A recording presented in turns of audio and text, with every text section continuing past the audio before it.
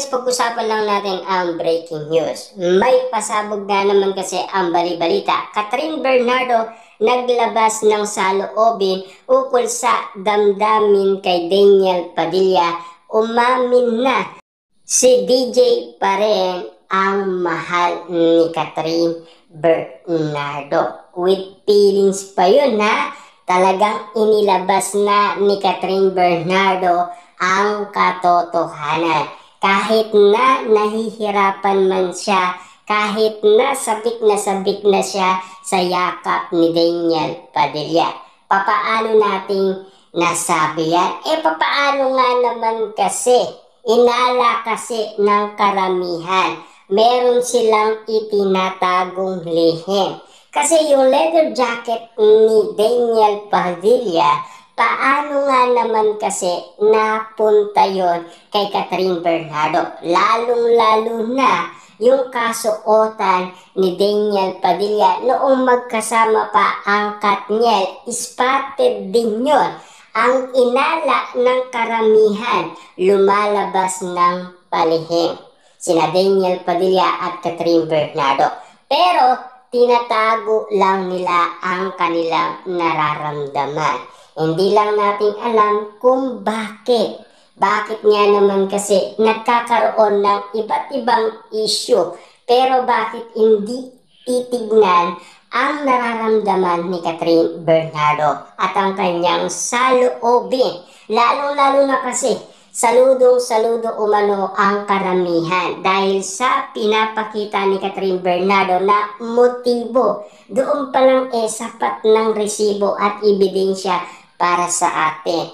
Lalong-lalo na kasi ang hilig sa babae ni Daniel Padilla, yun din ang pinapakita ni Catherine Bernardo. Alam kasi ni Catherine Bernardo ang kahinaan ni Daniel Padilla. Siyempre, samantalang noon kasi, nung magkasama pa ang Katniel, siyempre si Catherine Bernardo cover na cover lahat.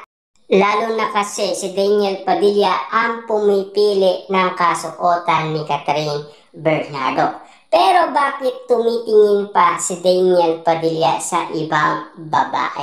Samantalang conservative siya sa kanyang girlfriend na si Catherine Bernardo noon pero ngayon si Catherine Bernardo mas lumala at kitang-kita natin talaga ang kanyang kaseksihan at ang kanyang kagandahan. Grabe nga naman kasi ang alindog ni Catherine Bernardo. Siyempre mapapahanga kahit na si Daniel Padilla, kahit na sino ang makakita kay Catherine Bernardo, talagang grabe ang kanyang kagandahan. Kung bakit nga naman kasi nananatiling tinitignan pa rin ni Daniel Padilla at ini-stalk niya ang account ni Catherine Bernardo. Yan kasi ang basihan natin. Yan din kasi ang tinitignan natin. Yan din kasi ang kumakalat ngayon na issue sa social media na pinang-aawakan ng karamihan. Dahil alam kasi nila ang totoong nangyayari. Kasi alam talaga nila ang kaugalian ni Catherine Bernardo at Daniel Padilla. Doon nila binabase yan.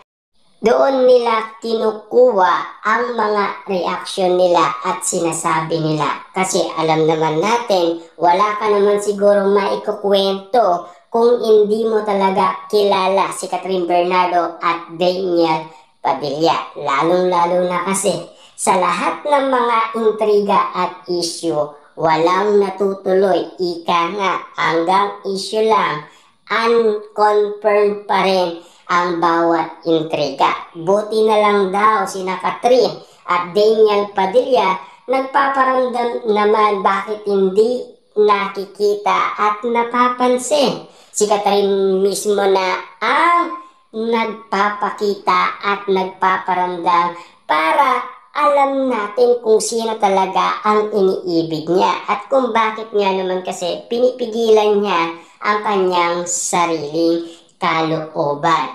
Siyempre, hindi naman basta-basta nagmamadali ang desisyon. Siyempre, kalaban ni Catherine Bernardo ang pamilyang Bernardo, lalong-lalo na ang iba't ibang mga tao. Pero para kay Catherine Bernardo, kung sino man kasi ang minamahal niya, kaya niyang ipaglaban. Pinaglaban ba niya si Daniel Padilla? Yes, pinaglaban niya kung bakit naging independent ngayon si Catherine Bernardo. Wala yan sa katandahan, kundi nasa tunay na pagmamahal at nararamdaman. Kung bakit niya naman kasi hanggang ngayon hindi pa rin sila nakakawala at hindi pa rin sila nakaka-move on.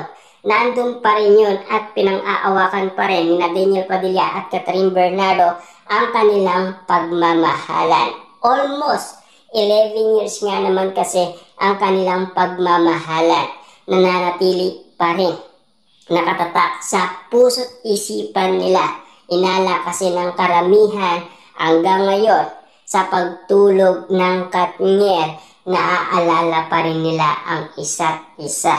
Hanggang ngayon kasi damang-dama pa rin nila ang isa't isa at sabik na sila sa isa't isa.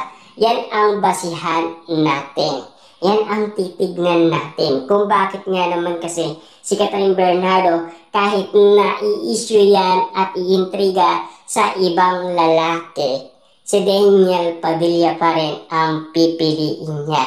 Walang iba. Kasi kita nyo naman, no? Lahat ng ginagawa ni Catherine Bernardo, dyan natin kinukuha yun. Siyempre, hindi naman natin dinadaya ang ating sarili para hindi natin malaman ang katotohanan. Ganon din naman kasi ang karamihan.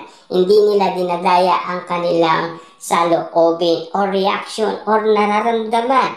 Kasi pakiramdam nila, nagkabalikan na umano sina Daniel Padilla at Catherine Bernardo.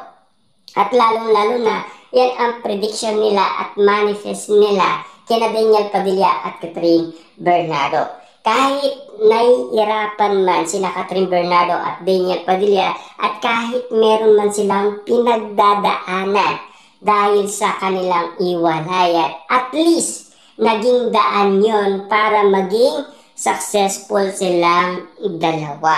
Ibig sabihin, mas lalo pa sila lumalakas at nakikilala pa ng maraming tao.